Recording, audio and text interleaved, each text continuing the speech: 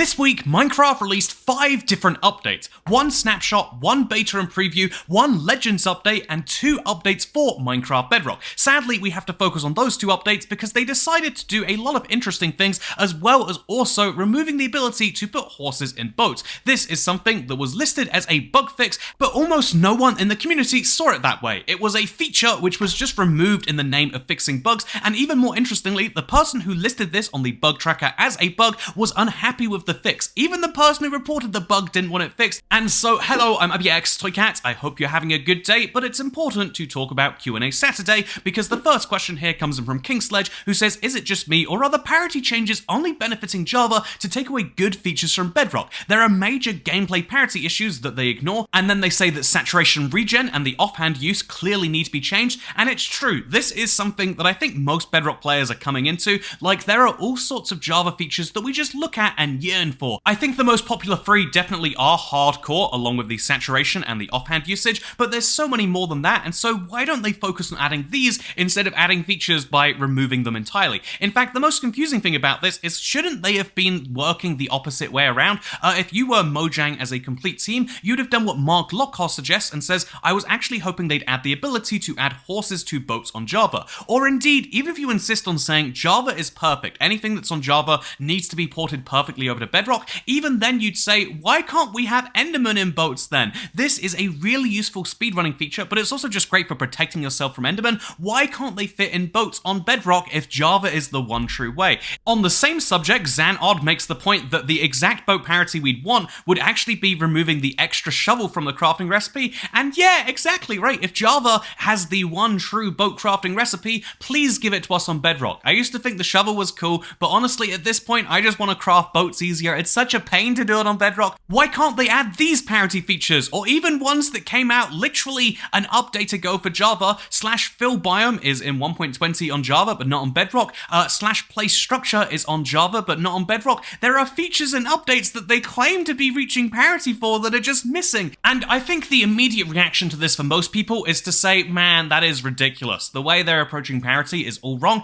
However, I try to take a step back and look at this more logically and work out why they would do this. You know, there's some reason, even if it's business motivated, even if it's like, you know, there's some reason somewhere in the company why this is happening. Things don't happen for no good reason. And so the reason that they actually decided to do the horse thing is because it wasn't fixed by the parity team. It was fixed by someone actively trying to make Minecraft less buggy, something we all agree with. And so they went on the bug tracker. This is a Minecraft website where every bug is categorized. There are tens of thousands of active ones for Bedrock, and they found the bug 161,197 called large mobs can ride in boats minecarts, where they clarified that, yeah, some mobs have too big of a hitbox and are visually too big to ride in a boat minecart. This causes an access issue, cannot be broken /get on the boat to the minecart boat, and creates a visual problem as only the mobs go out. And then they give a long list of which mobs shouldn't be able to fit in boats, or rather when they fit in right now, the boat isn't breakable. And then they clarify that, yeah, if you just place a boat and minecart, pick the mob into it,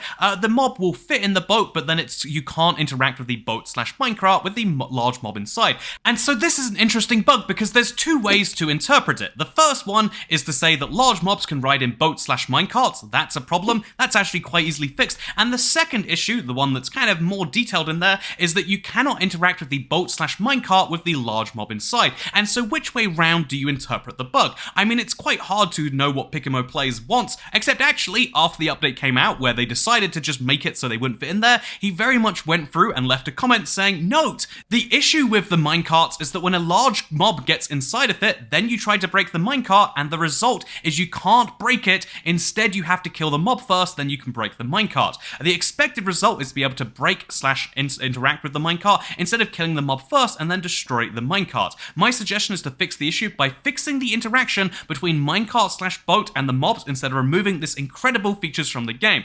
The person who reported the bug didn't want the bug fixed in the way in which it was, and to me, you know, obviously there are lots of people who interact with the bug. The person who reports a bug is not the end-all be-all authority on what should be done with it. I agree with that. However, if the person who actually reported this bug doesn't want the bug fixed, if the Bedrock community doesn't want the bug fixed, and if Java players look at the Bedrock horses and say, wow, that'd be cool, isn't that a sign that it's actually a feature and just one that should be refined and maybe worked into other versions? And I guess, you know, that's, you know, and then I think the tricky thing there is, well, Minecraft say they've got lots and lots of features they need to add to the game. However, when you already have a feature, you shouldn't just remove it because it doesn't work perfectly. If that had been their attitude, we would have never gotten the Creeper, one of Minecraft's most iconic mobs. Notch was trying to make a pig, but he kept the Creeper anyway and, did a lot of stuff to it. But if they'd stuck with that, we never would have had ice boats. Boats going faster than ice was a bug. It's not meant to work that way, but it's one of the most fun features in the game. If Minecraft says anything that we don't explicitly pre-plan should not come in the game,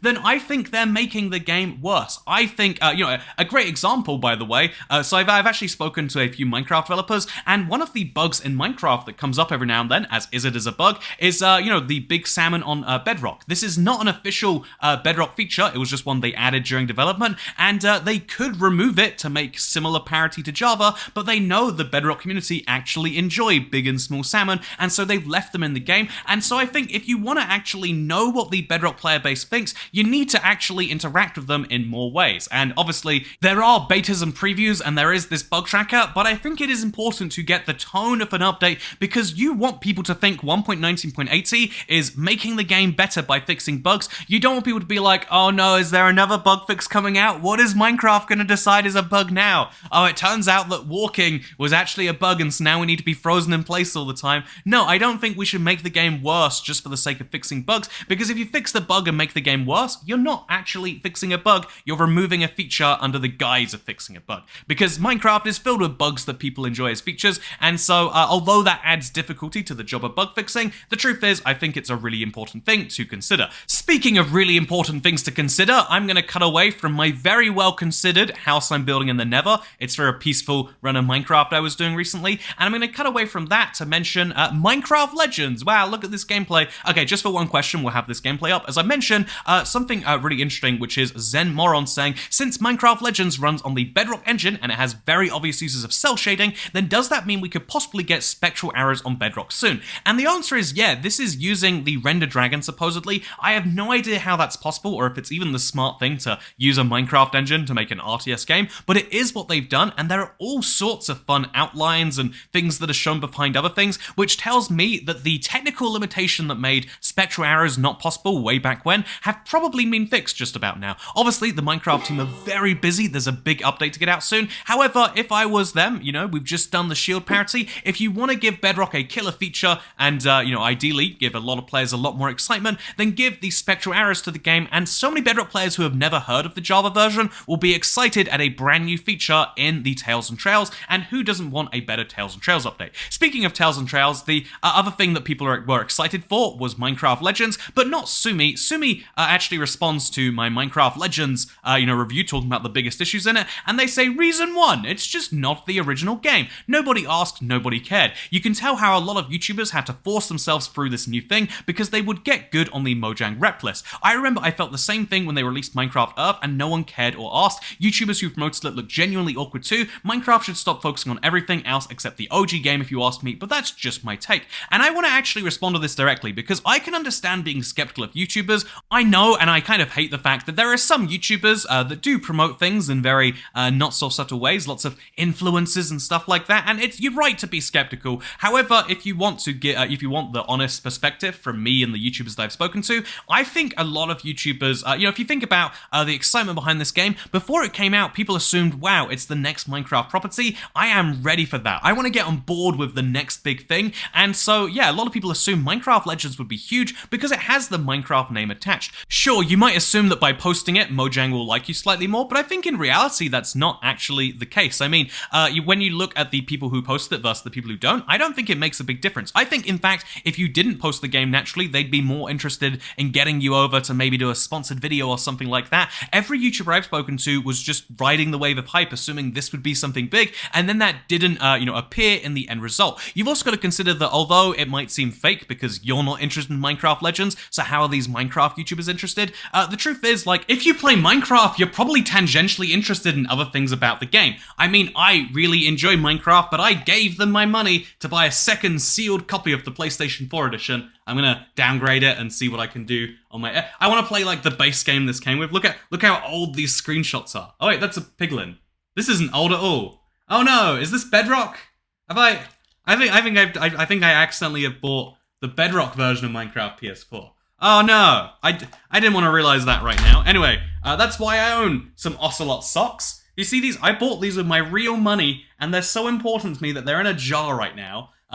The point to say here is that if you're interested in something enough to make videos, you're probably also interested enough into it to care about spin-offs or updates or whatever else it is. And so that is why, even though not all YouTubers are necessarily all the time honest, there is honestly just an interest curve to things. People care about things that they care about and maybe want to share those things with you. And you're right to be cynical, but I think in this case it is genuinely just, yeah, people play the games they're interested in.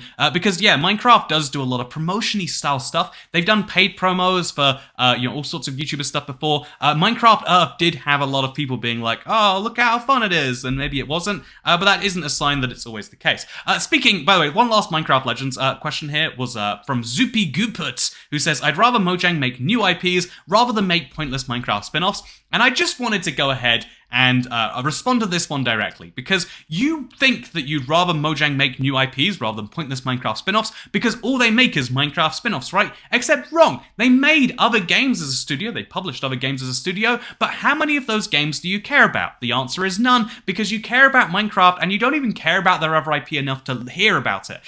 There's this big problem, it's called preference falsification. People have a big... They like to say they want a particular thing, but then they'll actually play something that's the opposite. People say they hate games with microtransactions, and then Fortnite will be the most popular multiplayer game, and it has microtransactions. People would rather, people say they hate McDonald's, but they make like $20 billion a year in sales. Someone likes McDonald's, someone is buying their stuff, and in the same way, you think you want to have a non-Minecraft IP, but then you're not going to hear about, play, or even honestly give a second thought to that IP. It's the same with YouTubers, actually. Like it's a common streamer issue, is or your stream chat will say, oh, we'd love to see you play that game, and then you play the game and no one shows up. Because yes, we all have a set of things we like to believe we want, and then we have a set of things we do want. And, I'd like to believe that putting Ocelot socks in a jar isn't weird, but maybe it is. I'd like to believe that I didn't just buy Minecraft Bedrock for my PlayStation 4, but we all make mistakes.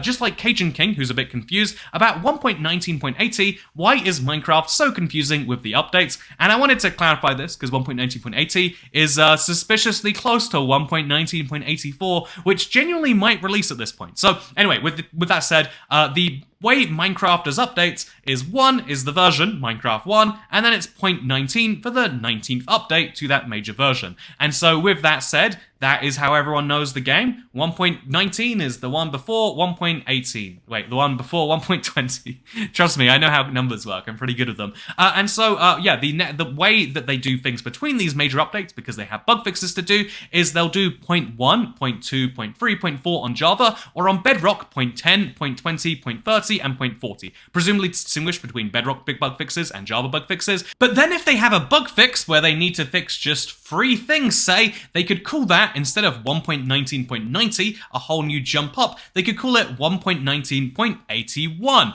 And so that's what they did with the bug fix which released on Friday, which was after the fairly major bug fix which released on Thursday. It was so major, it removed a major feature. And so yeah, that's the kind of way that you can distinguish between those two things. It is a little bit confusing, but all we need now is 3 minor bug fixes, and Minecraft 1.19.84 can be a reality, and I think that's absolutely hilarious. Speaking, by the way, let's back to the Nether building. I hope you're enjoying it over here. I want to, actually, I should move my face over here. I don't have green screen, so I'm taking up a whole corner of your screen. I'll vanish for now. Let me just disappear. And then come back into the delightful audio-only world to answer Ashley's question, which feature will we be seeking out first for the Let's Play world once the update is officially out? Oh, I am so excited to get the silence trim. It is going to be a wild ride through so many ancient cities. It's going to kill me trying to do it, but getting the first silence trim, which you can then duplicate into more silence trims, is going to be such a cool thing. Maybe I shouldn't go for the hardest one first, but it's just the one I'm so tempted for. Also, speaking of things I'm tempted about, Brock Logic Gaming says, will 1.20 anxiety, cure my depression? Yes, it 100% will. Some people would say that it's best to, go outside a bit more, make sure to make every day better than the last one, and really focus on the root issues is something that you could do, but I would say the best thing you can do is wait for the Tales and Trails update. Just like how John M. is waiting for me to respond to his question, where he says, I'm convinced at this point that regardless as to who was first, the American pronunciation/spelling is considered more consistent or correct, if correctness can even apply, and the Brits are just stuck in the 1200s or something. And I want to mention this because it's interesting. The popular mythos around the U in color is that, like many other words, I think it was Webster, the first American dictionarium didn't really like the British royal system, and so just added and removed a bunch of letters from words. However, when it comes to color originally started as just being spelt color, and then when the Normans invaded, it became color with a U, and then at some point in the 1400s, English people switched back to color without the U, and then obviously I think we made some colonies in a continent on this side of the world, and then after the colonies left, you kind of stuck with color while we re-added the U back in after all that time. And the proof of this, if you're curious, is honor is another example. Even though some Americans spell honor with a U, most of the time honor is spelled this way in America and this way in the UK.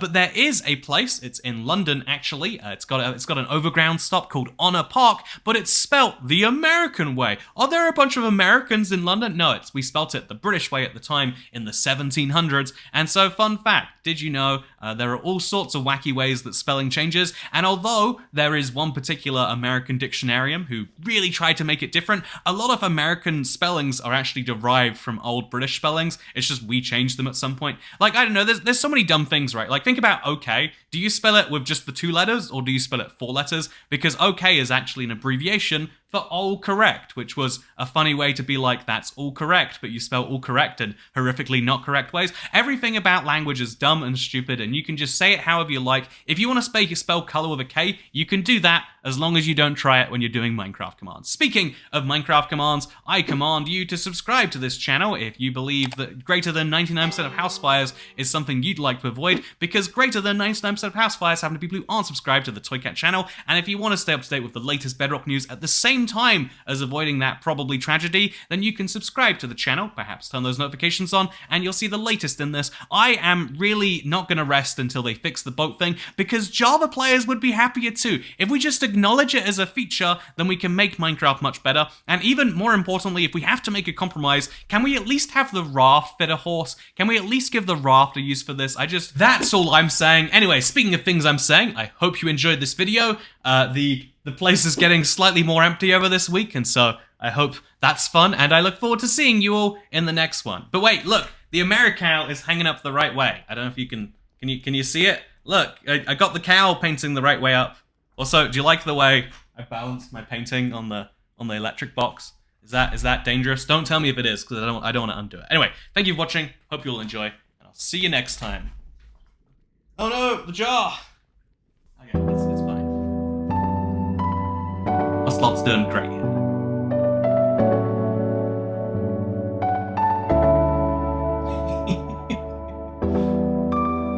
That's real money, you know?